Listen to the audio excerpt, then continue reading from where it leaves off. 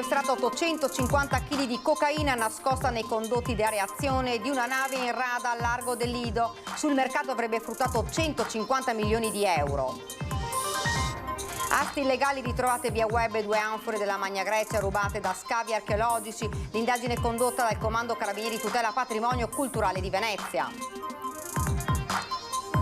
Presentato il progetto che trasformerà l'area abbandonata dell'ex ospedale al mare al Lido di Venezia, un investimento da 100 milioni, ospiterà circa 1000 ricercatori in un parco tecnologico. Siete lo schifo d'Italia, bufera sulla risposta che il sindaco Brugnaro durante la conferenza stampa ha dato al giornalista della trasmissione Report. Torre di Viale San Marco a Mestre, ancora in corso il Consiglio Comunale per votarne l'approvazione, opposizioni pronte a portare le carte in procura per un vizio di forma riconosciuto dalla stessa maggioranza.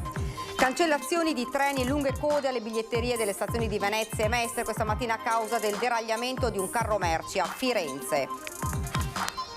Oculisti da tutta l'Ulse 3 all'ospedale di Dolo per gli interventi di cataratta, un progetto importante per il paziente e i chirurghi stessi, riduzione delle liste d'attesa. Buonasera, ben ritrovati dalla redazione di Venezia. Dunque questi titoli in primo piano, la cronaca, lo avete sentito, la Guardia di Finanza di Venezia ha sequestrato 850 kg di cocaina nascosta nei condotti di areazione di una nave ferma in rada al largo del Lido. Sul mercato avrebbe fruttato 150 milioni. Quasi 10 quintali, 850 kg di cocaina suddivisi in 570 panetti sono stati sequestrati a bordo di un mercantile fermo in rada al largo del Lido di Venezia, provenienti dal Sud America. Questa mattina Venezia si è risvegliata con la notizia dell'ingente sequestro di droga da parte della Guardia di Finanza, venuta alla luce solamente per le congratulazioni giunte ieri sera dalla Presidente del Consiglio Meloni e dal Ministro Giorgetti. Un maxi sequestro per il quale la Procura veneziana ha voluto mantenere il massimo riservo. Le uniche dichiarazioni sull'operazione, infatti, derivata da un'indagine internazionale seguita dalla Direzione Centrale per i Servizi Antidroga del Ministero dell'Interno, sono giunte solamente dalla politica locale e nazionale. Questa operazione dimostra l'efficacia di una grande azione di tutela, vigilanza e di repressione di alcuni reati. È evidente che vi sono delle circostanze tali che oggi il crimine, che è un crimine sempre più transnazionale, viaggia anche attraverso strumenti che probabilmente superano anche la nostra fantasia. La droga era destinata con tutta probabilità alla Sicilia, tra gli scali obbligati dell'imbarcazione.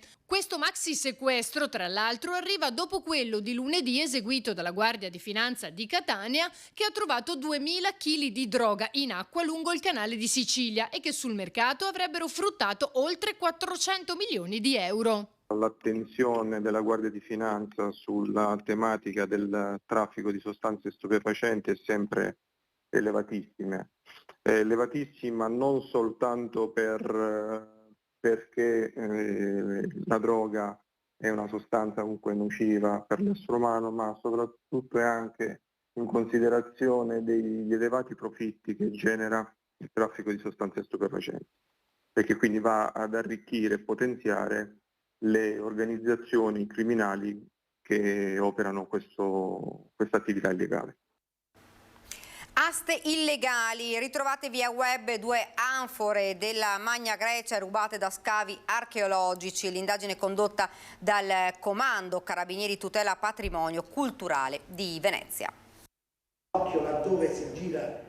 Erano finite ad un'asta illegale sul web dopo essere state rubate le 2 terracotte della Magna Grecia del IV secolo a.C., nere con figure rosse, caratteristiche dell'epoca di fabbricazione Apula, cioè riferita all'attuale regione Puglia, e riconsegnate alla soprintendenza stamane dai carabinieri del Nucleo per la tutela del patrimonio culturale, che avevano fatto partire l'indagine, ancora in corso, proprio da qui, da Venezia, incrociando oggetti in vendita con la banca dati dell'Arma relative alle opere d'arte sottratte. Indagine risalente al 2021, cioè in pieno lockdown, quando le aste si tenevano esclusivamente via web.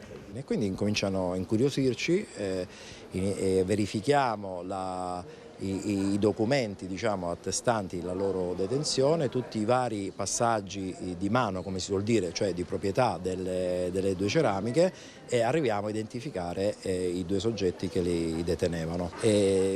Complessivamente sono state deferite all'autorità giudiziaria 8 persone per ricettazione di beni culturali. I due reperti di particolare fattura, integrità e valore storico-artistico sono ora nelle mani della Soprintendenza di Venezia. Si trattava di ceramica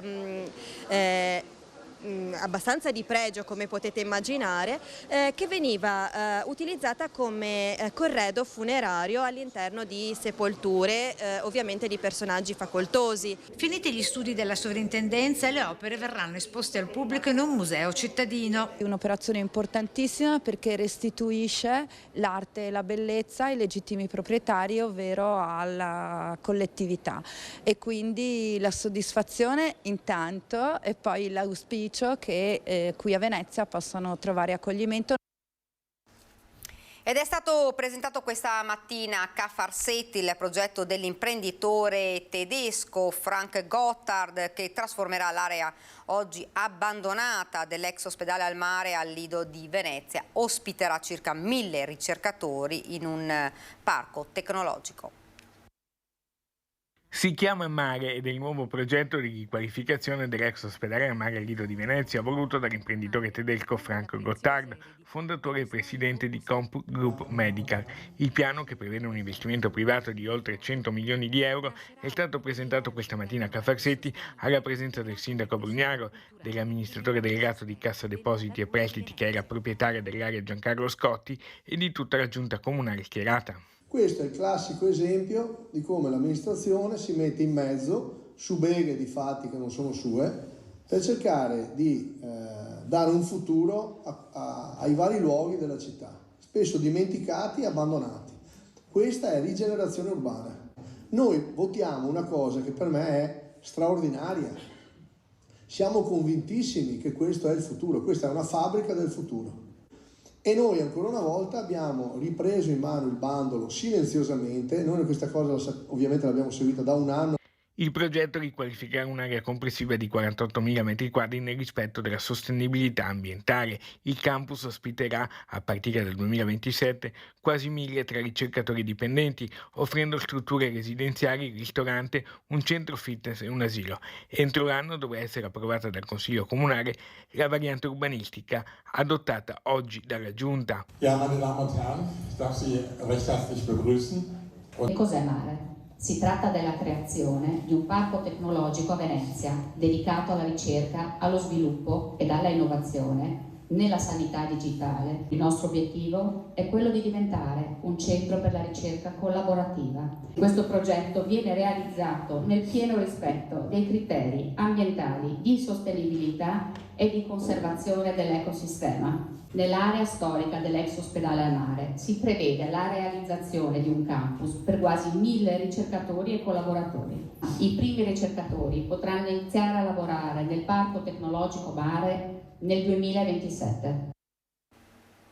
Ed oggi a Ca' Farsetti scintille tra un giornalista e il sindaco di Venezia Luigi Brugnaro. Il caso ha immediatamente fatto discutere, sollevando polemiche e dure prese di posizione. Il veleno nella coda a guastare almeno parzialmente il clima di entusiasmo per la presentazione del progetto di rinascita dell'ex ospedale al mare ci ha pensato l'incursione del giornalista di Report Walter Molino, che ha chiesto chiarimenti al sindaco relativi alla pratica antimafia della Scuola Grande della Misericordia.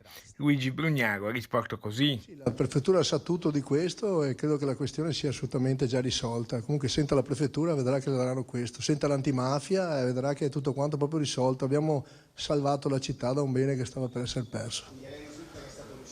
Sì. Grazie. Ok. Grazie, e grazie anche dell'intervento e della cortesia. Stiamo presentando un progetto del Lido, lei si va a tirare fuori. Ma siete, d'altra parte siete reporter voi, giusto? Siete lo schifo dell'Italia. Affermazioni che hanno sollevato subito la dura presa di posizione di Monica Sambo, per il Partito Democratico di Venezia, che ha parlato di inaccettabile attacco alla libertà di stampa, e della CGIL, nonché del Sindacato dei giornalisti del Veneto. Il Sindacato dei giornalisti veneti ha condannato le parole del sindaco, ribadendo come insulti e violenza verbali vadano sempre respinti, a maggior ragione se a farsene veicolo è una persona con un ruolo istituzionale. Torre di Viale San Marco a Mestre, è ancora in corso il Consiglio Comunale a Cafarsetti per votare la sua approvazione, con le opposizioni già pronte a portare le carte in procura per un vizio di forma riconosciuto dalla stessa maggioranza.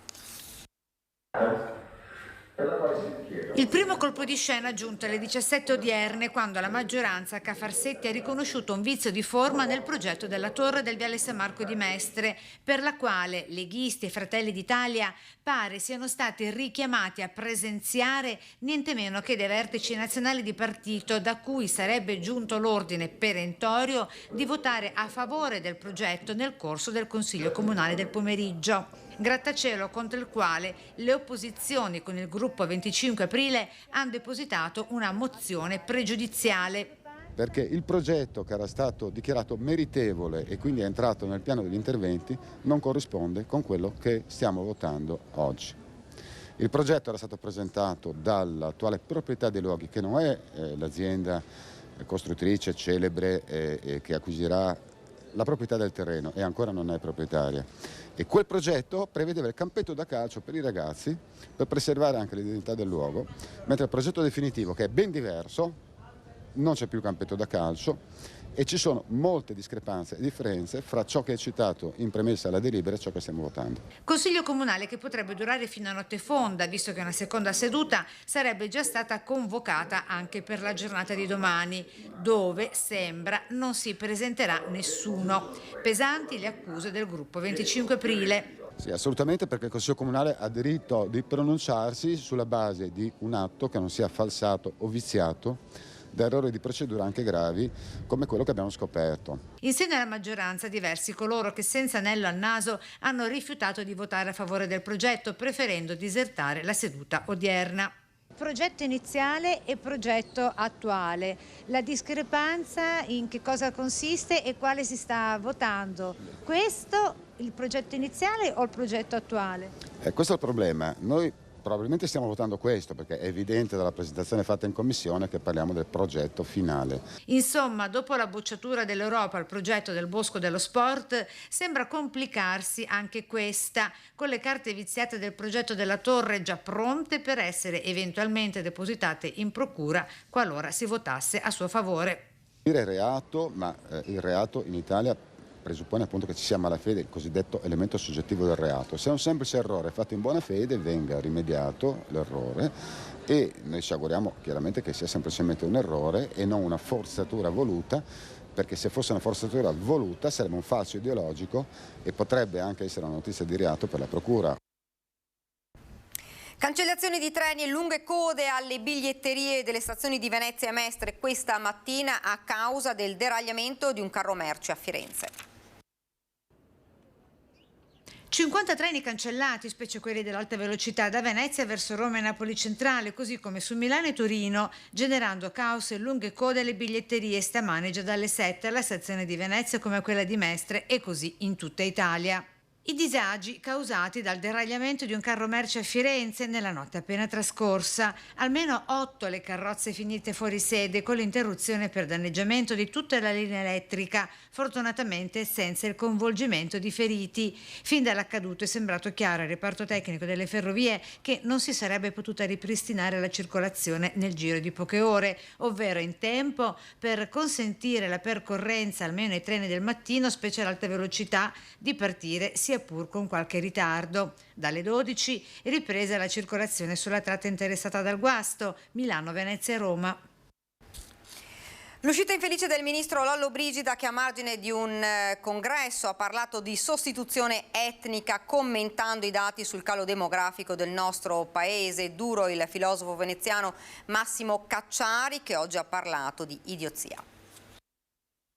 Sì, è molto grave che ci siano ministri di questo genere, sì, di questo tipo, molto molto grave. Non possiamo arrenderci all'idea della sostituzione etnica. Le parole pronunciate al congresso CISAL dal ministro Francesco Lollobrigida sono diventate un caso. Duramente contestate dall'opposizione, hanno creato malumori anche all'interno della stessa maggioranza. Il filosofo Massimo Cacciari, ex sindaco di Venezia, parla di messaggio arcaico. La contaminazione delle civiltà, spiega il filosofo veneziano, e delle lingue è insita nella loro stessa natura. L'idea di poter essere individui, nel senso di avere una identità che è soltanto nostra propria, è pura idiozia, nel senso letterale del termine. Idiotes in greco vuol dire uno che pensa di avere un mondo tutto suo, questo è l'idiota. Un errore per Cacciari è avvicinare il tema della denatalità, un problema reale, con quello dell'immigrazione, altrettanto importante. Calo demografico e flussi migratori sono questioni che sfuggono all'analisi dei dati per essere troppo spesso piegate all'esigenza della propaganda. Gli storici delle civiltà sanno benissimo che una tendenza così accentuata a non far figli è un sintomo di crisi di una civiltà, non c'è dubbio alcuno, ma il problema che cos'è? Che costringe a far figli? O pensare che il fare figli o non farli dipenda semplicemente dal tuo reddito, semmai dipenderà dalla situazione complessiva dei servizi, da condizionamenti sociali generali, mai soltanto dal reddito, anche ma in minima parte, come dimostrano tutte le ricerche demografiche di questo mondo. Ed ora ci fermiamo per qualche istante di pubblicità.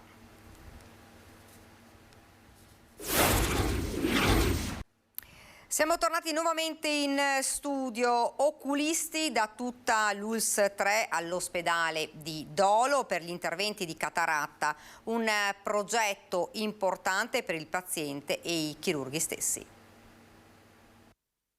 La legge del Veneto è molto chiara, dice in sostanza che bisogna andare a gara riconoscendo per esempio gli investimenti dei concessionari uscenti oppure mettendo a punteggio gli investimenti che coloro i quali partecipano alla gara vogliono fare sul territorio. Questo è molto importante per alzare per esempio il livello di qualità dei nostri servizi. Quindi anche i concessionari attuali possono stare tranquilli? Secondo me sì, innanzitutto hanno la professionalità storica, quindi sono persone che si sono sempre occupate di questo mestiere, se hanno fatto degli investimenti, questi investimenti vengono riconosciuti, quindi non è facile neanche per chi subentra dover pagare questa sorta, chiamiamolo, di avviamento. Secondo, diciamo, i concessionari attuali sanno benissimo anche cosa necessita il territorio, quindi quali investimenti futuri fare rispetto a chi magari proviene dall'estero. Quindi noi siamo per privilegiare questo tipo di approccio, così si cresce nella costa, altrimenti succede ciò che succede in altre regioni, in particolare al sud, ecco per cui alcuni per esempio non vogliono la messa a gara con questi criteri, ma vogliono le proroghe, dove però vediamo pochi investimenti e spiagge spesso abbandonate. Dunque queste le parole dell'assessore Canero. Ora invece andiamo a Dolo, dove gli oculisti da tutta l'ULSS 3 sono arrivati all'ospedale di Dolo per gli interventi di cataratta. Stavamo uscendo dalla fase Covid e dovevamo dare delle risposte ai cittadini.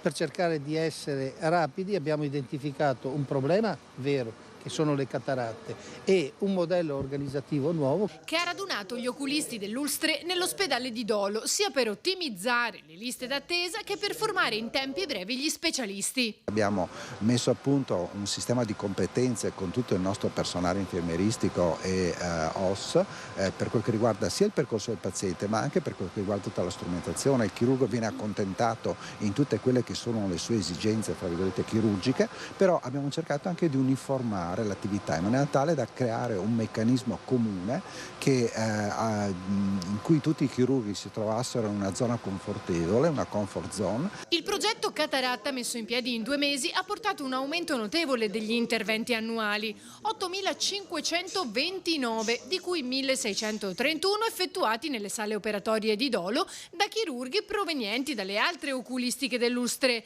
Mestre, Venezia e Chioggia. Gli interventi sono aumentati molto nel giro di poco. Lo sforzo grandissimo è stato organizzativo, perché con poche risorse a disposizione siamo riusciti ad avere un aumento molto importante ottimizzando il lavoro. Ecco, questo è anche il senso dell'oftalmico diffuso. Fondamentale è l'attenzione alla qualità di vita del paziente. Fa sì che il paziente venga accolto, diciamo così, in maniera adeguata, ma soprattutto venga data una risposta per la sua vita futura, e quindi la miglior chirurgia che è possibile, nel caso della chirurgia della cataratta in questo caso, quindi con la minore invasività possibile, quindi microchirurgia, con la strumentazione migliore, ma con la prospettiva anche futura di visione più a lungo possibile. Ed è tutto per questa edizione del nostro telegiornale. Vi lascio alle previsioni del tempo. Grazie per averci seguito e buona serata.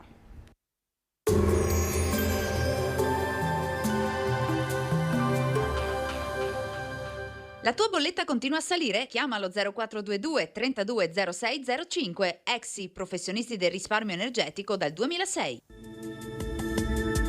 Bentrovati al meteo. La perturbazione si allontana dall'Italia, la pressione atmosferica aumenta e il tempo migliora. Vediamo insieme il dettaglio. Sul Veneto la grafica di venerdì 21 aprile evidenzia una residua variabilità fino a parte del pomeriggio con qualche rovescio.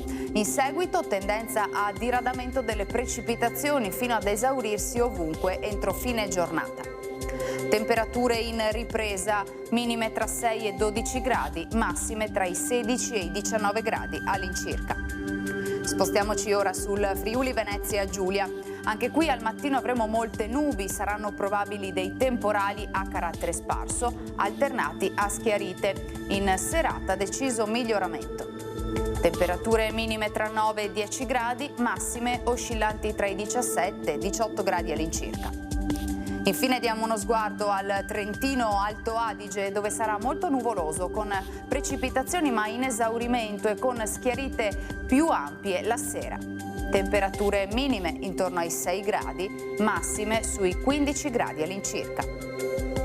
Dal meteo per ora è tutto, vi auguro un buon proseguimento in nostra compagnia.